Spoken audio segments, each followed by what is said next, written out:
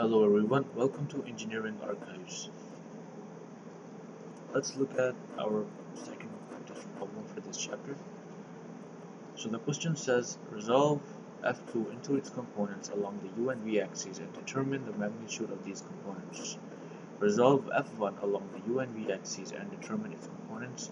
Find the magnitude and direction of the resultant force from the positive U axis. So basically we have to resolve both the F1 and the F2 forces along the U and V axes, and then we have to find the resultant force and find its direction from the positive U axis. So let's start by drawing the axes and how they would look like, just to make it easier for us to visualize the vector triangles. So the V axis is completely vertical like this, while the U axis is a little bit slanted.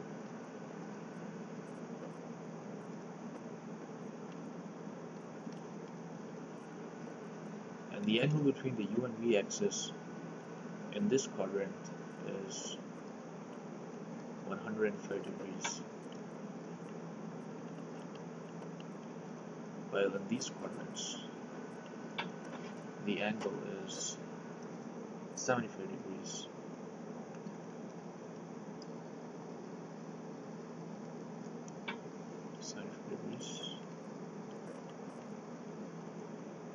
Force F2 looks like this,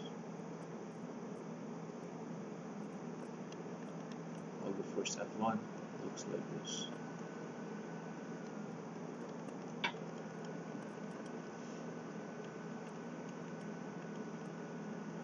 This angle is 30 degrees, and this angle is also 30 degrees. So let's start with the force F2 first. We know that the vector for F2 should be something like this in this direction. And you know that its components have to be in the direction of the V and U axis. So what if its component along the V axis is like this? And what if its component along the U axis is like this?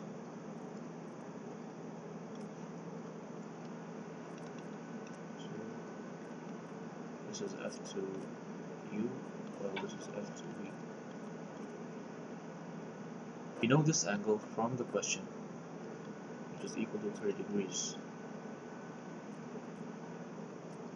We can find this angle by looking at the diagram. This is the angle between the force F2 and its component along the V axis. So the angle between the force F2 and the V axis. In other words, this angle right here. This angle is the difference of 105 degrees and 30 degrees, and so this angle would be equal to 75 degrees. We can find this last angle by subtracting 75 and 30 degrees from 180, and the answer that we get is 75 degrees. Now that we have all our angles and we have the length of one side, which is the resultant side, F2 equals to 150 newtons. We can simply apply the sine rule and find the length of the other two sides. According to the sine rule, F2V over sine 30 degrees should be equal to 150 over sine 75, and we get the value of F2V equals to 77.65 meters.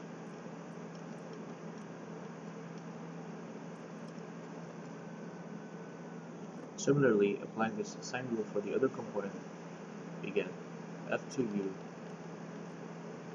over sine of 75 should be equal to 150 over sine of 75. Sine of 75 cancel each other out, so we get F2U equals to 150 degrees. Let's do the same procedure for the other force, which is F1. So let's do F1 right here. So the first vector that we can draw is the vector for F1. It should be in this direction. Its component along the u-axis is like this, while its component along the v-axis is like this. We know this angle from the diagram, which is 30 degrees. We can find this angle as this is the angle between the force F1 and the v-axis. In other words, this angle right here. And this angle is the difference of 30 and 75 degrees. So the answer that we get is 45 degrees. We can find this last angle by subtracting 30 and 45 from 180 degrees. So we get 105 degrees. Now that we have the length for one side and all the angles in the triangle, we can simply apply the sine rule to get the value for the components.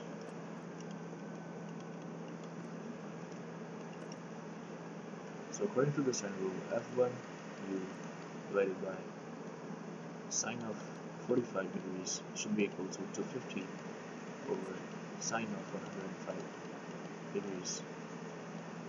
F1 u is equal to 183.01 degrees. Similarly, for the other component, F1v over sine of 30 degrees should be equal to 250 over sine of 130 degrees, and we get F1v equals to 129.4 degrees.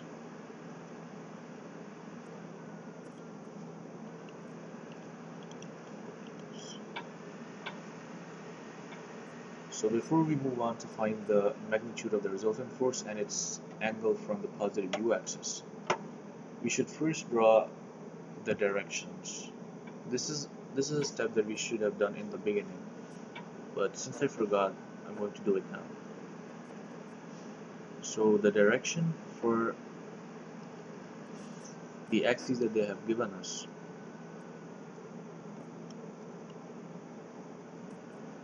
we can take either side to be positive or negative. So I'm going to use the conventional method and put my positive and negatives on the axes. So according to this convention, the value for F2u should be negative, since it's in the negative u direction. Now moving on to find the magnitude of the resultant force. We can find the magnitude of the resultant force by summing the components along the u-axis and the components along the v-axis. Let's sum the components along the u-axis.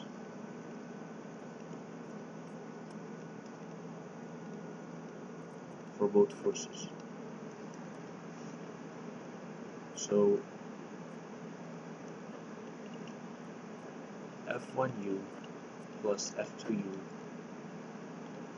should be equal to 183.01 minus 150 degrees, and this should give us 33.01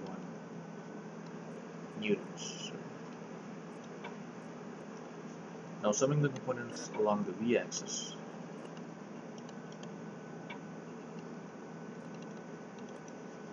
will give us F1v plus F2v, and this should equal 77.65 newtons plus 129.4 newtons. This gives us 207.06.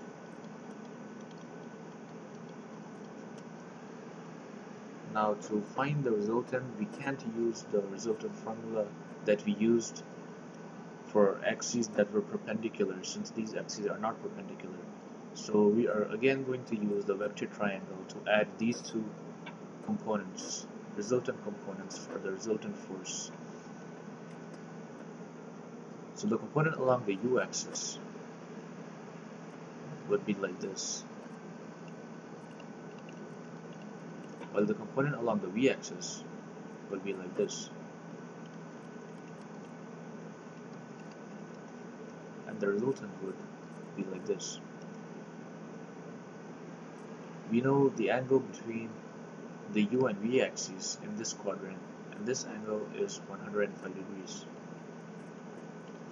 So now that we know lengths of two sides of our triangles, and we know the angle in between, we can apply the Cauchy rule to find the length of the opposite side to the angle, which is this side, to get the values for the resultant. If you don't know what the cosine rule is, you should Google it up. But according to the cosine rule, r should be equal to under root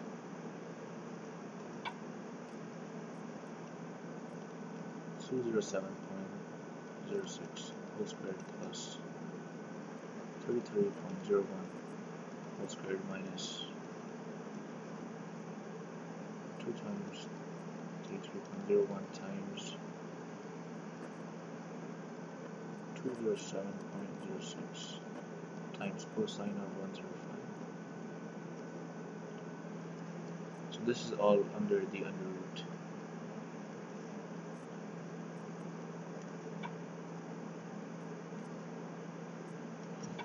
So the answer that we get for the resultant is 217.95 newtons. Lastly, to get the direction, we can simply apply the sine rule to get this angle theta, since this is the angle between the positive u-axis and the resultant vector r. So applying the sine rule to get the value of theta, according to the sine rule, the resultant, or 217.95 newtons, divided by sine of 105 degrees should be equal to 207.06 divided by sine of theta. And once we solve for theta, we get theta should be equal to 66.6 degrees. So this was the simple but lengthy procedure for this question. We applied the triangle, we drew the vector triangle 3 times, and we also summed the forces, the two forces, by summing their components, and then by drawing the vector triangle one last time to get the resultant, and also to find the angle. Thank you very much. See you in the next practice problem.